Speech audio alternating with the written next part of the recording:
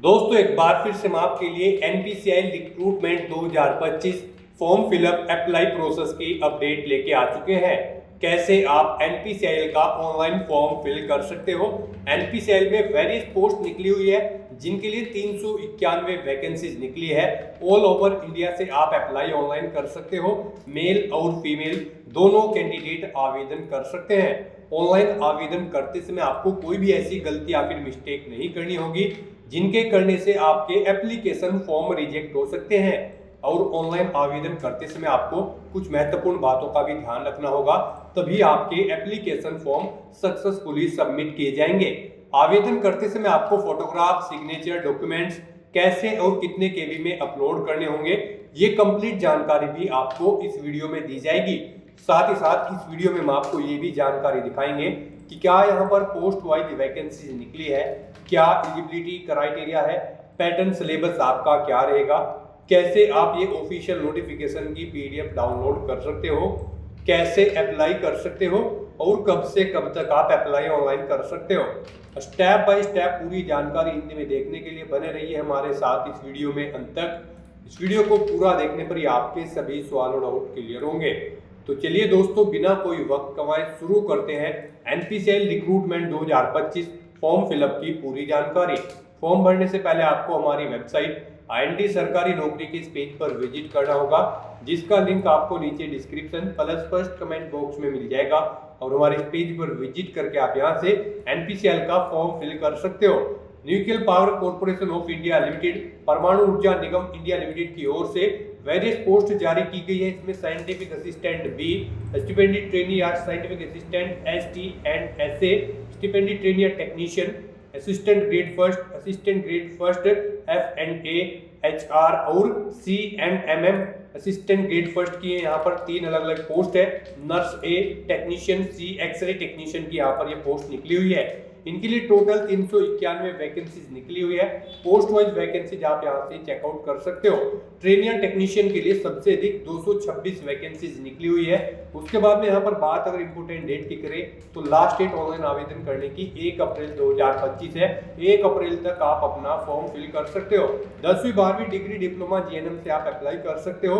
18 से 30 वर्ष आयु सीमा है। पोस्ट वाइज एलिजिबिलिटी आप नोटिस से मैच आउट कर सकते हो। देन उसके बाद किसी भी पोस्ट के लिए अप्लाई कर सकते हो। फीस 150 और 100 रुपए रखी गई है। SC/ST PWD female EX serviceman को कोई भी फीस जमा नहीं करनी होगी। Online exam, skill test, interview के आधार पे सिलेक्शन होगा। ऑनलाइन अप्लाई कर सकते हो। ऑल इंडिया से अप्लाई कर सकते हो। npclcareers.co.in की ऑफिशियल वेबसाइट है जिससे आप ऑनलाइन अप्लाई कर सकते हो। इंपोर्टेंट लिंक सेक्शन के अंतर्गत ऑफिशियल नोटिफिकेशन पीडीएफ लिंक पर आप जैसे ही क्लिक करोगे तो आपके सामने इसकी ऑफिशियल नोटिफिकेशन की पीडीएफ ओपन हो जाएगी। एनपीसीआई की ओर से नोटिफिकेशन रिलीज किया गया है।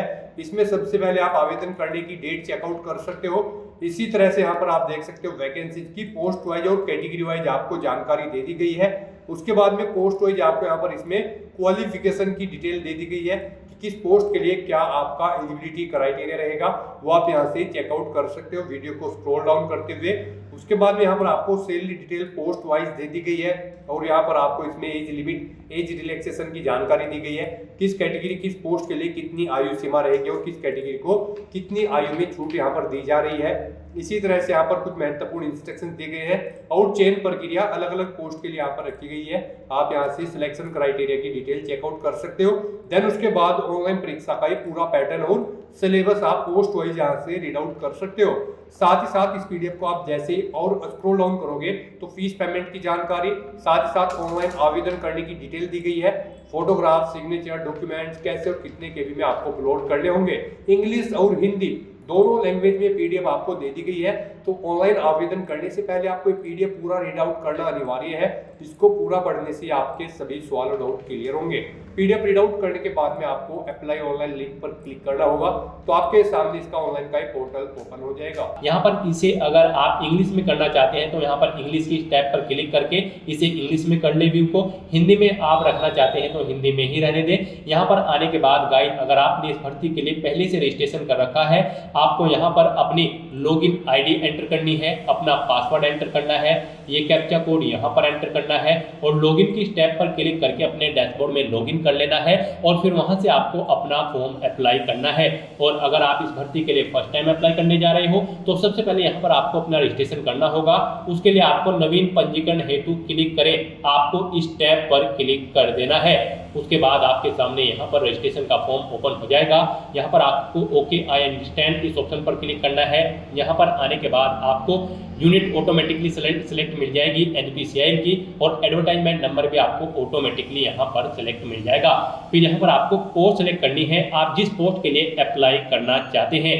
हम यहाँ पर आपको STTM कैटेगरी सेकंड यानी कि स्टाइपेंडी ट्रेनी टेक्नीशियन ST टेक्नीशियन की पोस्ट के लिए अप्लाई करके दिखा रहे हैं। यहाँ पर आपको अपनी चॉइस के अकॉर्डिंग कोई भी पोस्ट सेलेक्ट कर लेनी है जिस पोस्ट के लिए आप अप्लाई करना चाहते हैं। यहाँ पर हम आपको इस पोस्ट के लिए अप्लाई करके दिखाएंगे, बाकी की सब पोस्ट के लिए भी सेम ऐसे ही अप्लाई होगा, बस क्वालिफिकेशन में आपको चेंजेस करने होते हैं। उसके बाद यहाँ पर आपको अपनी डिसिप्लिन सेलेक्ट करनी है, इस ट्रेनिंग पोस्ट के लिए आप किस डिसिप्लिन के लिए अप्लाई करने जा रहे हैं। उसके बाद यहाँ पर आपको अपनी कैटेगरी सिलेक्ट कर लेनी है। फिर यहाँ पर आपको पूछा गया है कि क्या आप PWBD कैंडिडेट हैं, अगर हैं तो आप यस करें और फिर आप उसकी डिटेल यहाँ पर प्रोवाइड करें, जैसे कि आपको अपनी PWD कैटेगरी सिलेक्ट करनी है, डिसेबिलिटी की परसेंटेज देनी है, कितनी परसेंटेज आपकी डिसेबिलिटी है, और अगर आप PWBD कैंडिडेट नहीं हो तो यहाँ पर आप सिंपली नो ऑप्शन सेलेक्ट करें। उसके बाद यहाँ पर आपको अपनी पर्सनल डिटेल देनी है, यहाँ पर आप मिस्टर मिसिज या डॉक्टर अपने अकॉर्डिंग ऑप्शन सेलेक्ट करें। फिर यहाँ पर आप अपना फर्स्ट नेम एंटर करें, उसके बाद मिडिल नेम है तो वह एंटर कर दें, लास्ट नेम है तो वह एंटर कर दें, नहीं है तो आप इन कॉलम को खाली छोड़ दें। फिर आप अपना जेंडर सेलेक्ट करें, अपनी डेट ऑफ बर्थ आप यहाँ पर इस कैलेंडर में से सिलेक्ट करें, अपनी नेशनलिटी आप सिलेक्ट कर लें और फिर यहाँ पर आप अपना आधार नंबर एंटर कर दें। उसके बाद यहाँ पर आपसे पूछा गया है कि क्या आप NPCIL में सर्विस करते हैं या कोई एम्प्लॉय है NPCIL के, अगर है तो आप यस करें और फिर यहाँ पर आप उसकी डिटेल दें, जैसे कि आप NPCIL की पहले यूनिट सेलेक्ट करें, अपना एम्प्लॉयमेंट नंबर दें, और अगर नहीं आप एम्प्लॉय हैं NPCIL के तो यहाँ पर आपको नो ऑप्शन सेलेक्ट कर लेना है। नेक्स्ट यहाँ पर आपसे पूछा गया कि क्या आपको एज में रिलैक्सेशन चाहिए। यहाँ पर अगर आप 1984 के दंगों के पीड़ित हैं तो यहाँ पर आप यस करें, नहीं तो नो ऑप्शन सेलेक्ट करें। फिर यहाँ पर अगर आप डिपेंडेंट डिफेंस पर्सनल किल पर्सन है तो यहाँ पर आप यस करें तो आपको एज में रिलैक्सेशन मिलेगा, नहीं तो आप नो ऑप्शन सेलेक्ट करें। फिर अगर आप एक सर्विसमैन हो तो आप यस करें, फिर आपको एज में रिलैक्सेशन मिल जाएगा, नहीं तो आप नो ऑप्शन सेलेक्ट करें। उसके बाद यहाँ पर आपसे पूछा गया है कि क्या आप विडो डाइवोर्स वुमेन है, अगर है तो यहाँ पर आप यस करें, नहीं तो नो ऑप्शन सेलेक्ट करें। उसके बाद आपसे पूछा गया है कि क्या आप NPCIL में कॉन्ट्रैक्ट या फिर फिक्स टर्म बेसिस पर कार्यरत हैं, अगर है तो यस करें, नहीं तो नो ऑप्शन आप सिलेक्ट करें। यस करेंगे तो आपको यहाँ पर एज में रिलैक्सेशन मिलेगा, नो करेंगे तो आपको एज में रिलैक्सेशन नहीं मिलेगा। उसके बाद यहाँ पर आपको अपने रजिस्ट्रेशन की डिटेल देनी है, यहाँ पर आप अपना यूजर नेम एंटर करें, ABCZYW कुछ भी आप यहाँ पर अपना यूजर नेम एंटर करें और चेक अवेलेबिलिटी इस ऑप्शन पर क्लिक करके चेक कर लें कि क्या ये यूजर नेम अवेलेबल है। अगर होगा अवेलेबल तो यहाँ पर आपको यूजर नेम अवेलेबल शो कर दिया जाएगा, नहीं होगा तो यहाँ पर आपको नॉट अवेलेबल शो होगा। फिर आप उसमें चेंज करके अपना यूजर नेम अपने अकॉर्डिंग सेट कर ले। 5 से 20 कैरेक्टर के बीच में आपका यूजर नेम होना चाहिए। उसके बाद यहाँ पर आपको अपना पासवर्ड क्रिएट करना है। पासवर्ड यहाँ पर आपका अल्फान्यूमेरिक फॉर्मेट में होना चाहिए, मींस आपके पासवर्ड में कम से कम एक अपर केस कैरेक्टर, एक लोअर केस कैरेक्टर, एक इंटीजर नंबर और एक स्पेशल कैरेक्टर जैसे कि @ या $, इस तरह से आपका पासवर्ड इस फॉर्मेट में होना चाहिए। उसके बाद यही पासवर्ड आपको कंफर्म पासवर्ड फील्ड में एंटर करना होगा। फिर आपको अपनी ईमेल आईडी यहाँ पर एंटर करनी है, अपना मोबाइल नंबर आपको यहाँ पर एंटर करना है, ये कैप्चा कोड यहाँ पर आपको एंटर करना है और फिर आपको गाइस यहाँ पर रजिस्टर की इस टैब पर क्लिक कर देना है। उसके बाद आपके सामने यहाँ पर पॉपअप शो हो जाएगा, आपका रजिस्ट्रेशन यहाँ पर सक्सेसफुली कंप्लीट हो चुका है। एक ईमेल आपकी रजिस्टर्ड ईमेल आईडी पर सबमिट की गई है, वहां पर जाकर आपको उस पर क्लिक करके उसे एक्टिवेट कर लेना है। तो यहाँ पर अब आप ओके करें, आपके सामने यहाँ पर NPCIL की ऑफिशियल वेबसाइट ओपन हो जाएगी। आप अपनी ईमेल आईडी पर जाएं, फिर यहाँ पर आपको एक लिंक मिलेगा, इस लिंक पर आप क्लिक करें, आपका अकाउंट एक्टिवेट हो जाएगा। इस लिंक पर क्लिक करते ही आपके सामने NPCIL का ऑफिशियल पोर्टल ही ओपन होगा। अब यहाँ पर आने के बाद गाइस आपको अपनी लॉगिन आईडी एंटर करनी है, अपना पासवर्ड आपको एंटर करना है, ये कैप्चा कोड यहाँ पर एंटर करना है और उसके बाद यहाँ पर आपको लॉगिन की इस टैब पर क्लिक कर देना है। उसके बाद आपके सामने आपका डैशबोर्ड कुछ इस तरह से शो होगा। यहाँ पर आपको बता दिया गया है आपने यहाँ पर जिस पोस्ट के लिए अप्लाई किया है उसके लिए आपने सक्सेसफुली रजिस्ट्रेशन कंप्लीट कर लिया है। अब यहाँ पर आकर आपको अप्लाई पेज पर जाएं, आपको इस लिंक पर क्लिक कर देना है। फिर यहाँ पर आपको कुछ इंस्ट्रक्शन दिए गए हैं, आपके पास ये चीज़ें यहाँ पर होनी चाहिए फॉर्म अप्लाई करते हुए। तो यहाँ पर आपको इन्हें रीड आउट करने के बाद बंद करें ऑप्शन पर क्लिक करना है। फिर यहाँ पर आपको शैक्षणिक अर्हता के इस लिंक पर क्लिक कर देना है और उसके बाद यहाँ पर गाइस आपको अपनी एजुकेशनल क्वालिफिकेशन की डिटेल प्रोवाइड करानी है। यहाँ पर आपसे पूछा गया है क्या आपने वर्ष 2021 में 10वीं कक्षा पास की है, जहाँ कोविड-19 महामारी के कारण केंद्रीय राज्य प्राधिकरण ने उम्मीदवारों को अंक और प्रतिशत दिए बिना ही उत्तीर्ण घोषित कर दिया है। तो यहाँ पर अगर है तो यहाँ पर आप यस करें और उसके बाद यहाँ पर अपनी 10वीं क्लास की डिटेल दें, और अगर नहीं है तो यहाँ पर आपको नो ऑप्शन सेलेक्ट कर लेना है और फिर यहाँ पर आपको अपनी 10वीं क्लास की डिटेल प्रोवाइड करानी है। गाइस हम यहाँ पर आपको, जी हाँ दोस्तों, हम यहाँ पर आपको stipendiary trainee technician ST technician grade 2 की पोस्ट के लिए अप्लाई करके दिखा रहे हैं। इस पोस्ट पर अप्लाई करने के लिए आपका यहाँ पर 10वीं क्लास में पास आउट होना जरूरी है, कम से कम 50% मार्क्स के साथ, प्लस आपके पास यहाँ पर 2 साल की ITI का डिप्लोमा होना जरूरी है रिलीवेंट ट्रेड के अंतर्गत, यानी कि फिटर, इलेक्ट्रीशियन, जो भी ट्रेड आपने सिलेक्ट की होगी उसके अंतर्गत आपके पास यहाँ पर डिप्लोमा होना जरूरी है। यहाँ पर आप जिस भी पोस्ट के लिए अप्लाई करने जा रहे हैं और जिस ट्रेड के लिए अप्लाई करने जा रहे हैं उसकी एजुकेशनल क्वालिफिकेशन यहाँ पर आप ऑफिशियल नोटिफिकेशन में से चेकआउट कर लें और उसके अकॉर्डिंग आप यहाँ पर अपनी एजुकेशनल क्वालिफिकेशन की डिटेल फिल कर दें। तो यहाँ पर अब आपको अपनी एजुकेशनल क्वालिफिकेशन की डिटेल देनी है। यहाँ पर आप सबसे पहले सिलेक्ट करें SSC, फिर यहाँ पर आप क्षेत्र विषय में आपको कुछ नहीं मिलेगा। यहाँ पर SSC में 10वीं में सभी सब्जेक्ट्स होते हैं। उसके बाद यहाँ पर आपको अपने कॉलेज का या फिर संस्था का नाम देना है जिससे आपने अपनी 10वीं क्लास पास आउट की है, बोर्ड या विद्यालय का नाम देना है, विश्वविद्यालय का जिससे आपने अपनी 10वीं क्लास पास आउट की है। फिर आप अध्ययन की पद्धति बताएं, आपने पार्ट टाइम की है, फुल टाइम की है या फिर कोरोस्पोंडेंस। उसके बाद यहाँ पर आपने नामांकन कब कराया था वो मंथ और ईयर आप यहाँ पर सेलेक्ट कर लें। उसके बाद यहाँ पर आपको उत्तीर्ण करने का माह और वर्ष यहाँ पर एंटर करना है, कब आपने अपनी 10वीं क्लास पास आउट की है। उसके बाद यहाँ पर आपको अपनी परसेंटेज देनी है, आपने 10वीं में यहाँ पर कितने % मार्क्स ऑब्टेन किए हैं। उसके बाद यहाँ पर आपको अपनी ITI की डिटेल देनी है। यहाँ पर आप ITI ऑप्शन सेलेक्ट करें, फिर यहाँ पर आप अपनी ट्रेड सेलेक्ट करें, फिर आप कॉलेज या संस्था का नाम दें जिससे आपने अपनी ITI कंप्लीट की है, बोर्ड या विश्वविद्यालय का नाम यहाँ पर आप दें। फिर यहाँ पर आपको बताना है आपने पार्ट टाइम की है, फुल टाइम या फिर कोरोस्पोंडेंस, आप ऑप्शन सेलेक्ट करें। फिर आपने कब इसमें एडमिशन लिया था वो डेट यहाँ पर आप सिलेक्ट करें, मंथ और ईयर, और ऐसे ही आपने कब पास आउट की है वो मंथ और ईयर यहाँ पर आप सिलेक्ट कर लें। फिर यहाँ पर आपने कितने % मार्क्स ऑब्टेन किए हैं वो यहाँ पर आप एंटर कर दें। इस तरह से आपको अपनी एजुकेशनल क्वालिफिकेशन की डिटेल प्रोवाइड करनी है। फिर यहाँ पर आपको ITI के लिए अंतिम अंक तालिका के परिणाम जारी होने की अधिसूचना दिनांक यहाँ पर इस कैलेंडर में से सिलेक्ट कर लेनी है।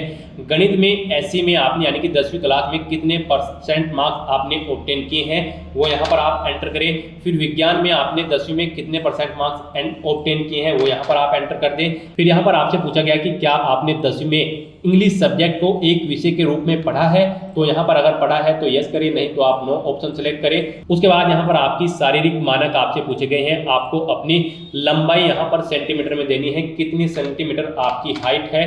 फिर यहाँ पर आपको अपना वजन देना है, कितने किलोग्राम आप में वजन है।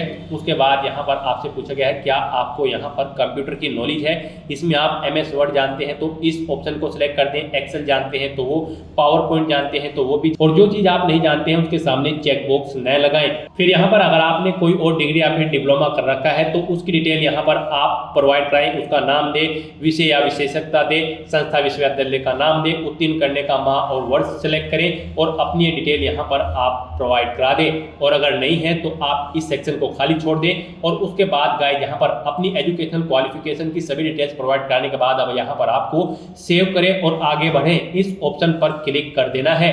नेक्स्ट यहाँ पर आपको अपने एक्सपीरियंस की डिटेल देनी है। गाइज अगर आपको एक्सपीरियंस है तो यहाँ पर आप अपने एक्सपीरियंस की डिटेल दें, नहीं है तो इस पेज को नीचे स्क्रॉल डाउन करें और सेव करें और आगे बढ़ें, इस ऑप्शन पर क्लिक कर दें। और अगर आपको एक्सपीरियंस है तो यहाँ पर आप अपनी एक्सपीरियंस की डिटेल दें, यहाँ पर आप अपना नाम एंटर करें। फिर यहाँ पर आपको संगठन का प्रकार सेलेक्ट करना है जिसमें आप कार्यरत थे, वो सेंट्रल गवर्नमेंट थी, स्टेट गवर्नमेंट थी या फिर PSU, यहाँ पर या प्राइवेट सेक्टर, आप अपने अकॉर्डिंग ऑप्शन सेलेक्ट करें। पद का नाम दें यानी कि पोस्ट का नाम, जिस पोस्ट पर आप कार्यरत थे।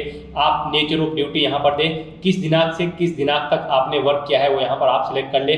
वर्तमान में सेवारत है या फिर नहीं, ये या नो ऑप्शन सेलेक्ट करें। इस तरह से आपको अपने एक्सपीरियंस की डिटेल दे देनी है। इन डेट्स के अकॉर्डिंग यहाँ पर आपके एक्सपीरियंस को कैलकुलेट करके आपको वर्ष, माह और दिन में बता दिया दिया जाएगा। और अगर आपको एक से ज़्यादा जगह वर्किंग एक्सपीरियंस है तो यहाँ पर आप नई कतार जोड़े इस ऑप्शन पर क्लिक करें, एक और सेम ऐसी ही रो यहाँ पर ऐड हो जाएगी और उसमें आप अपने एक्सपीरियंस की डिटेल प्रोवाइड करा दें। फिर अगर आप फिलहाल कहीं पर कार्यरत हैं तो आपको उस संस्था को बता देना है कि आपने इस भर्ती के लिए अप्लाई किया है, लिखित में आपको उन्हें बता देना होगा। फिर यहाँ पर आपसे पूछा गया कि क्या आपने उन्हें निर्देशित कर दिया गया है, यानी कि उनको बता दिया है जहाँ पर आप कार्यरत हैं, तो यहाँ पर आपको यस ऑप्शन सेलेक्ट करना है और फिर आपको सेव करें और आगे बढ़ें, आपको इस ऑप्शन पर क्लिक कर देना है। नेक्स्ट यहाँ पर आपको अपनी पर्सनल डिटेल देनी है। यहाँ पर आपको अपने फादर का नाम एंटर करना है, उसके बाद यहाँ पर आपको अपनी मदर का नाम एंटर करना है। फिर यहाँ पर आपको अपना मैरिटल स्टेटस बताना है, आप मैरिड हो या फिर सिंगल हो या फिर डाइवोर्स है, आप अपने अकॉर्डिंग ऑप्शन सेलेक्ट करें। अपना धर्म यहाँ पर रिलीजन आप सेलेक्ट करें। फिर अपनी मातृभाषा यहाँ पर आप सेलेक्ट कर ले, कौन सी आपकी मातृभाषा है। फिर यहाँ पर आपको अपना स्टेट सेलेक्ट कर लेना है, जिस स्टेट से आप बिलोंग करते हैं। उसके बाद आपसे पूछा गया कि क्या आप किसी रोजगार कार्यालय में पंजीकृत हैं, अगर हैं तो यस करें और फिर यहाँ पर आप उसकी डिटेल दें, जैसे कि रोजगार कार्यालय पंजीकरण संख्या, रोजगार कार्यालय का नाम, रोजगार कार्यालय का राज्य, और अगर नहीं है तो यहाँ पर आपको नो ऑप्शन सेलेक्ट कर लेना है। फिर यहाँ पर आपको अपने एड्रेस की डिटेल देनी है, यहाँ पर आप अपना एड्रेस दें। उसके बाद आप अपना स्थायी पता यहाँ पर एंटर करें और अगर आपका स्थायी पता आपके कोरोस्पोंडेंस एड्रेस के अकॉर्डिंग सेम है तो यहाँ पर आप इस चेकबॉक्स को ओके कर दें। ऑटोमेटिकली आपका स्थायी पता आपके कोरोस्पोंडेंस एड्रेस के अकॉर्डिंग फिल हो जाएगा। यहाँ पर उसके बाद आपको अपना निकटवर्ती railway station, nearest railway station enter करना है।